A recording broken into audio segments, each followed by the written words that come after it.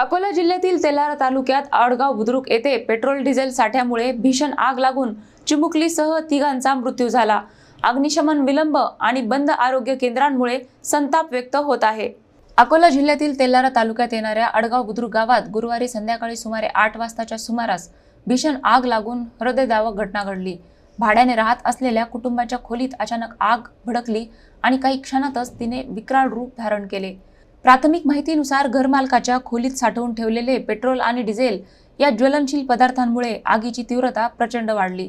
या दुर्घटनेत अनिल चव्हाण आणि त्याची 6 वर्षाची भाची स्वरा सोळंके हिचा जागीच दुर्दैवी मृत्यू झाला। गंभीर भाजलेल्या रत्नाबाई चव्हाण यांना उपचारासाठी अकोटवरून अकोला येथे हलविण्यात येत असताना रस्त्यातच त्यांची प्राणज्योत मावळली। दरम्यान अग्निशमन दल घटनास्थळी उशिरा पोहोचल्याने नागरिकांमध्ये तीव्र संताप व्यक्त होत आहे। आग आटोक्यात येण्याआधीच मोठे नुकसान झाले। याहून धक्कादायक बाब म्हणजे आडगाव बुद्रुक येथील प्राथमिक आरोग्य केंद्र रात्री बंद होते। वेळेवर उपचार न मिळाल्याने जीवितहानी वाढल्याचा आरोप ग्रामस्थांनी केला आहे। या घटनेनंतर तालुक्यात अवैध पेट्रोल डिझेल विक्रीचे रॅकेट कार्यरत असल्याचा संशय अधिक गडद झाला आहे। या प्रकरणी प्रशासन कोणती ठोस कारवाई करणार याकडे संपूर्ण तालुक्याचे लक्ष लागले आहे।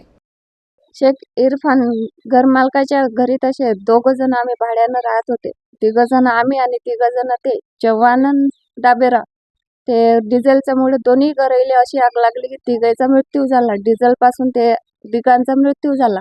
त्याच्यानं नुकसान झालं किंवा खाली सांडलं, त्याच्यानं त्याने आग पकडली। आग पकडल्याच्यानं त्याला बाहेर निघता आलं नाही म्हणून त्याचा मृत्यू झाला। आग लागल्याच्यानं ते बाहेर पळाले नाही, बाकीच्या घरात राहिले नाही। सिलेंडर शाबूत होते, सिलेंडर फुटलेच नाही, कारण बाहेरच आग होती ना, आतमध्ये आगच नव्हती। सिलेंडर आतमध्ये ठेवलेले होते। आम्ही यांना 2 जणांना काढलं ना, मामुलाले घरच्या भावाले। सिलेंडर जसेचे तसेच होते, सिलेंडर पासून काहीच नाही। बाहेर आग लागली ते डिझेल सांडल्यामुळे। डिझेल त्याच्यानं चुकून सांडलं असेल किंवा तसंही बी सांडलं तर ते पूर्ण आग बाहेरच होती, ते बाहेरच्या बाहेर पळाले।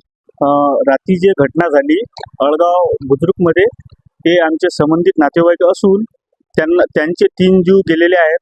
तरी शेख इब्राहिम शेख इरफान यांच्या घरात अवैध डिझेल 6 टाक्या 50-50 लिटरचे सापडल्या आणि त्या डिझेलमुळे हे जीव गेलेले आहेत। तरी यांच्यावर शासनाने कठोर कारवाई करून आमच्या संबंधित नातेवाईकांना योग्य तो न्याय मिळून द्यावा अशी प्रशासनाला आमची मागणी आहे। आम्ही काल अग्निशामकाला सुद्धा फोन लावला होता, पण अग्निशामक बी अर्धा तास लेट आले। त्या यानं मोठी हानी झाली आहे आडगावमध्ये। ठिकाणी आग विझवली व नागरिकांनी पेशंट बाहेर काढले।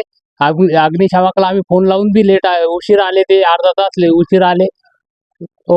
सगळं त्या अग्निशामक लेट झाले, त्यानं 2-3 गावात खराब काम झालं आमच्या।